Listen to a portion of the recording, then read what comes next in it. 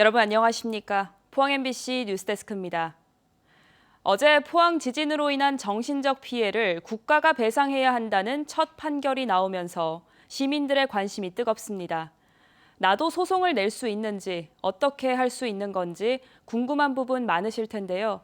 박성아 기자가 정리해 드립니다. 창문이 깨졌던 이런 사람들만 받는 건지 아니면은 그때 이제 불안했어요. 저도 사실은 그 사람들도 해당이 되는지. 2017년 포항 지진과 2018년 여진 당시 포항에 살고 있었던 사람은 누구나 가능합니다.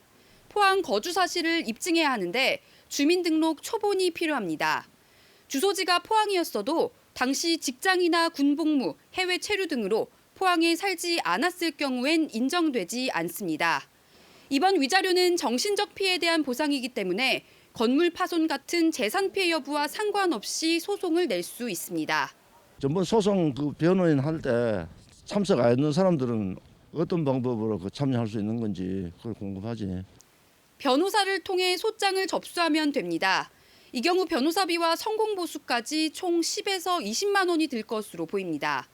개인적으로 소송을 제기하는 것도 가능한데 법원에 방문하거나 대한민국 법원 전자소송 홈페이지에서 할 수 있습니다. 다만 소장 작성 등 개인이 직접 소송을 진행하는 건 어렵다는 의견도 있습니다. 소송의 소멸시효는 내년 3월 20일까지로 판단되고 있어서 가급적 이날까지 하는 걸 권장한다고 공동소송단 측은 설명했습니다. 피해 보상 관련이 얼마나 될지 좀 궁금하고요. 몇 월 며칠에 이게 정식으로 배상이 되는지도 궁금하네요. 1심 판결에 따르면 포항 지진과 여진 두 차례 모두 겪었을 경우 300만 원, 한 차례만 겪었으면 200만 원의 위자료를 받게 됩니다. 재판 기간은 피고 대한민국에 달렸다는 게 법조계의 설명입니다. 대한민국이 항소할 것으로 예측되고 있는데 이미 정부의 책임이 입증됐기 때문에 이후 재판에서 금액이 조정될 수는 있어도 재판 결과가 뒤집힐 가능성은 크지 않다는 게 주된 전망입니다. 동사무소나 이런 데서도 이제 가깝게 좀 신청을 할 수 있고 일단 그런 게 뭐가 매뉴얼이 나오면은 우리가 좀 편할 것 같아요. 포항시가 직접 소송 관련 신청을 받는 적극적인 행정 지원은 없을 예정입니다. 법 위반의 소지가 있기 때문이라고 포항시는 설명했습니다.